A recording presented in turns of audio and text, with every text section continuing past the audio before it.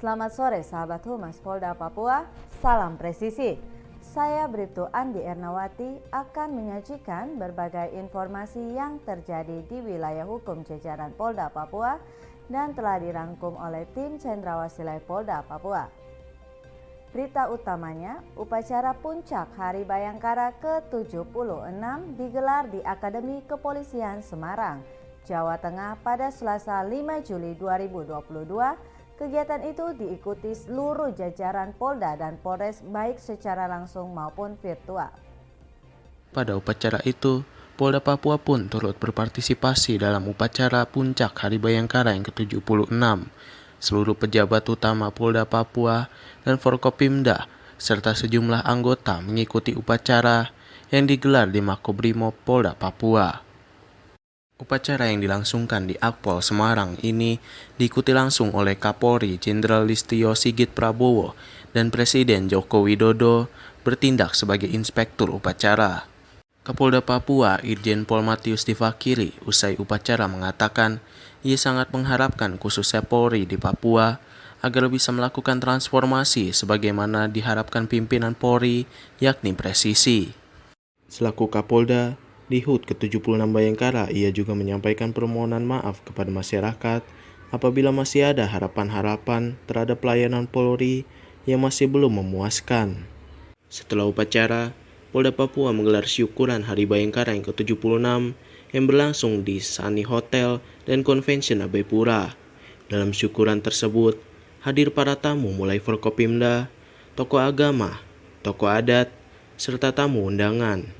Pada acara syukuran tersebut, Kapolda Papua memberikan penghargaan kepada anggota Polda Papua dan TNI Angkatan Darat yang berprestasi dalam pengabdian.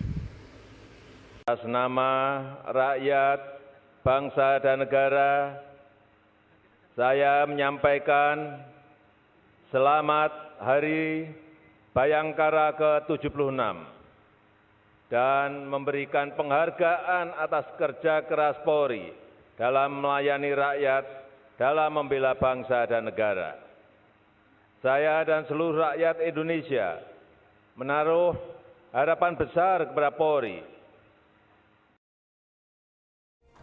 Kapolda Papua Irjen Pol Matius Divakiri selaku Ketua Umum Pengurus Provinsi PBVSI Papua memimpin jalannya Musyawarah Provinsi PBVSI Papua tahun 2022 yang berlangsung di Aula Rastra Samara Polda Papua. Kapolda Papua Irjen Pol Matius Divakiri memimpin jalannya Musyawarah Provinsi PBVSI Papua tahun 2022 di Aula Rastra Samara Polda Papua. Dalam kegiatan tersebut hadir juga Wakapolda Papua Brigjen Pol Dr. Eko Rudi Sudarto selaku caretaker Ketua Umum Pengurus Provinsi PBVSI Papua tahun 2022, Wakil Sekretaris KONI Papua George Weyasu, dan pejabat utama Polda Papua.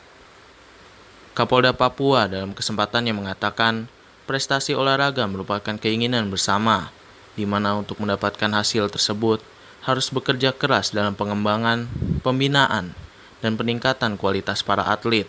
Apa yang diwujudkan nantinya yakni mendapatkan hasil yang terbaik merupakan tugas dan tanggung jawab para pengurus.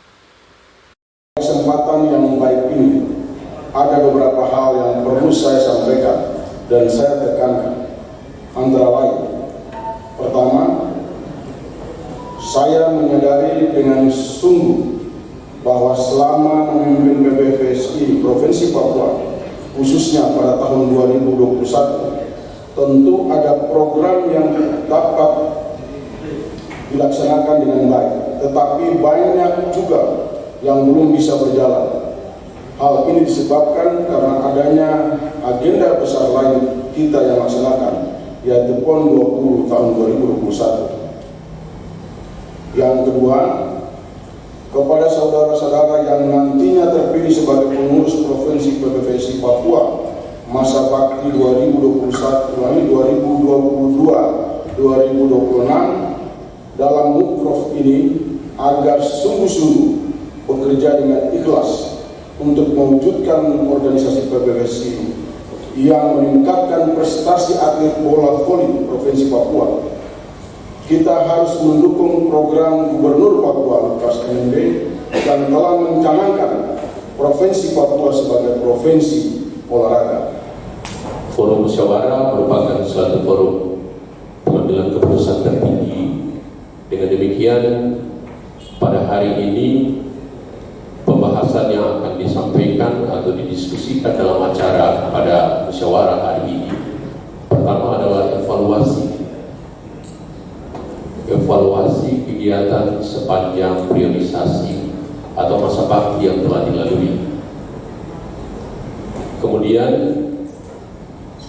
akan menetapkan program kegiatan pembinaan prestasi secara khusus olahraga volley, ya, baik yang indoor atau pantai, yang akan dilaksanakan pada priorisasi atau masa bakti yang berikutnya.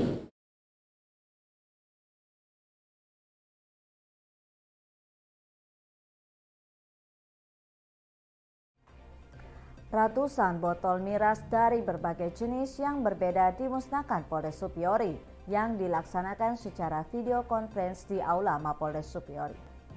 Kapolres Supiori AKBP Muhammad Darojat Daimboa SPD menyampaikan kegiatan ini bentuk kepedulian Polres Supiori kepada masyarakat Supiori agar menjauhi minuman keras, di mana permasalahan di Kabupaten Supiori hampir mayoritas didasari minuman keras. Miras yang pihaknya musnahkan ini merupakan hasil razia atau operasi rutin dari bulan Januari hingga saat ini. Dan hari ini ada 172 botol dan kaleng berbagai jenis telah dimusnahkan. Kapolres Supiori juga berharap semua elemen masyarakat agar bersama-sama melawan dan memberantas minuman keras, karena miras banyak memberikan efek negatif.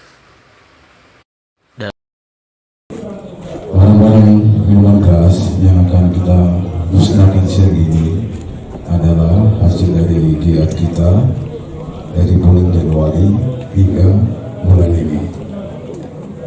Ada minuman pabrikan, ada minuman olahan tradisional olahan masyarakat.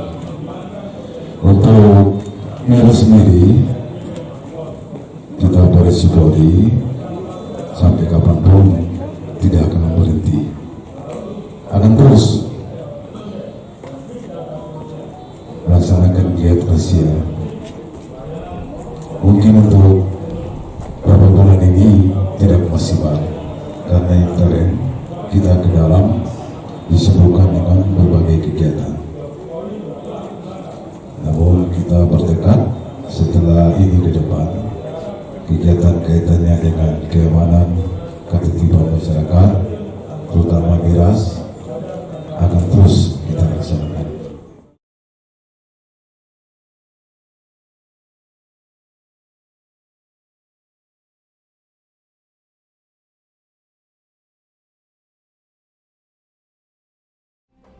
Wakapolda Papua Brigjen Pol Dr. Eko Rudi Sudarto lakukan peletakan batu pertama perumahan Bayangkara Janati 3 Residence Koyakoso. Perumahan tersebut merupakan program prioritas Kapolri Presisi yang menyediakan 1.000 unit perumahan untuk anggota Polri. Peletakan batu pertama yang dilakukan Wakapolda Papua bertempat di Kampung Koyakoso, Distrik Muara Tami, Kota Jayapura, Rabu 6 Juli 2022. Kegiatan peletakan batu pertama dihadiri oleh Regional Consumer Banking Head BRI Herdiman, Kepala PT 3G Berkah Gemilang Ibnu Aji, dan pejabat utama Polda Papua. Pembangunan perumahan ini merupakan program prioritas Kapolri Presisi menyediakan 1.000 unit perumahan yang diaplikasikan Polda Papua dengan moto serupak atau 1.000 rumah untuk personel aktif. Wakapolda Papua dalam kesempatannya menyampaikan bahwa rumah merupakan salah satu kebutuhan dasar manusia di samping pangan, sandang, pendidikan, dan kesehatan. Selain itu, salah satu upaya peningkatan kesejahteraan personel Polri adalah melalui program perumahan. Pembangunan perumahan merupakan salah satu aksi dalam konsep transformasi Polri menuju presisi. Hal ini sesuai dengan tujuan untuk meningkatkan kesejahteraan pegawai negeri pada Polri. simbolis acara peletakan batu pertama di Perumahan Bayangkara Janati 3 Residen Koya Poso. Hadirin yang saya hormati, sebagaimana kita ketahui bersama bahwa rumah merupakan salah satu kebutuhan dasar manusia di samping sandang, pangan, pendidikan, dan kesehatan. Selain berfungsi sebagai pelindung terhadap gangguan alam maupun cuaca dan makhluk lainnya, rumah juga memiliki peran sosial budaya sebagai pusat pendidikan keluarga, persemaian budaya dan nilai kehidupan, penyiapan generasi muda, dan sebagai manifestasi jati diri. Salah satu upaya peningkatan kesejahteraan personel Polri ini adalah melalui program perumahan. Pembangunan perumahan merupakan salah satu konsep aksi dalam konsep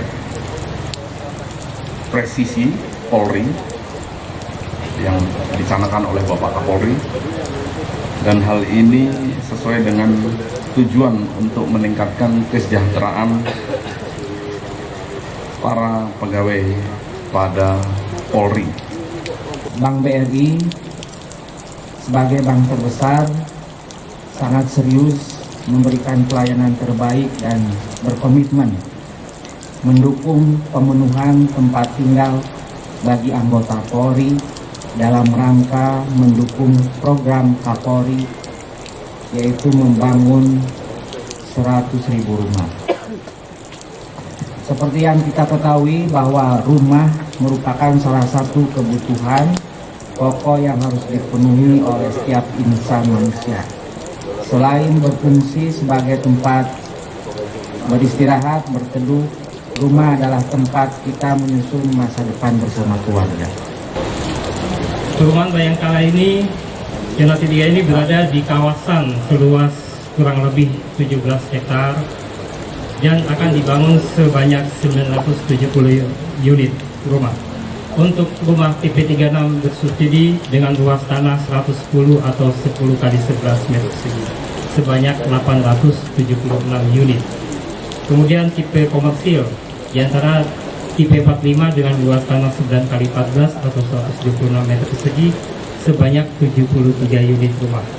Kemudian tipe 60 sebanyak 12 unit rumah dan tipe 56 sebanyak 8 unit rumah. Yang terdiri dari beberapa klaster di sini.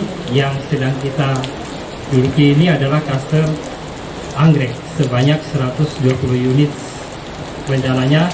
Kemudian klaster geranium sebanyak 159 unit, klaster flamboyan di arah kanan Bapak Ibu 92 unit, klaster amanda di bagian arah bukit sana 159 unit, dan klaster matahari di arah bukit sana 259 unit.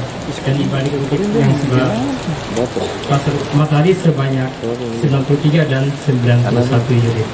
Jadi cukup banyak menampung teman-teman anggota, apalagi letaknya strategis dekat dengan kantor Makopolda dan Makobrimob. Proyek rumah ini memang dikhususkan khusus untuk anggota Polri di bawah naungan Polda dan Brimob Papua.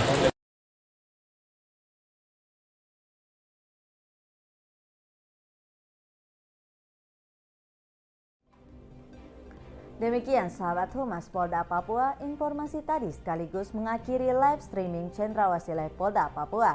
Tetap waspada dan salam presisi.